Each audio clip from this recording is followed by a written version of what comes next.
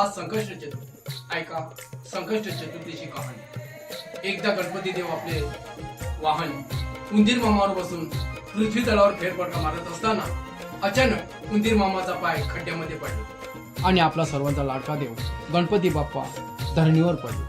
बाप्पाने सर्वप्रथम आपण पडलोय कोणी पाहिलंय का म्हणून आजूबाजूला चौफेर नजर मारली. आपल्याला कोणीही पाहिलं नाही म्हणून देवाला खूप खूप आनंद झाला. परंतु अचानक देवाने आकाशात पाहिलं तर चंद्रदेव खदखदा हसत होता. ह्याचा देवाला खूप खूप राग आला आणि देवाने चंद्राला शाप दिला की जा, आजपासून तुझं तोंड मी पाहणार नाही. सगळीकडे अंधार पडला.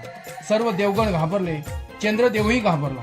आता करायचं काय म्हणून चंद्रदेवाने गणपती देवाला हात जोडून विनवणी केली, याचना केली की हे राजाधिराज, विश्वपालका, रिद्धी सिद्धीच्या नायका, मला क्षमा करा. माझ्या हातून खूप मोठी चूक घडली आहे. देवा, तुम्ही मला शाप तर दिलात, तसा कृपा करून मला उशापही द्या.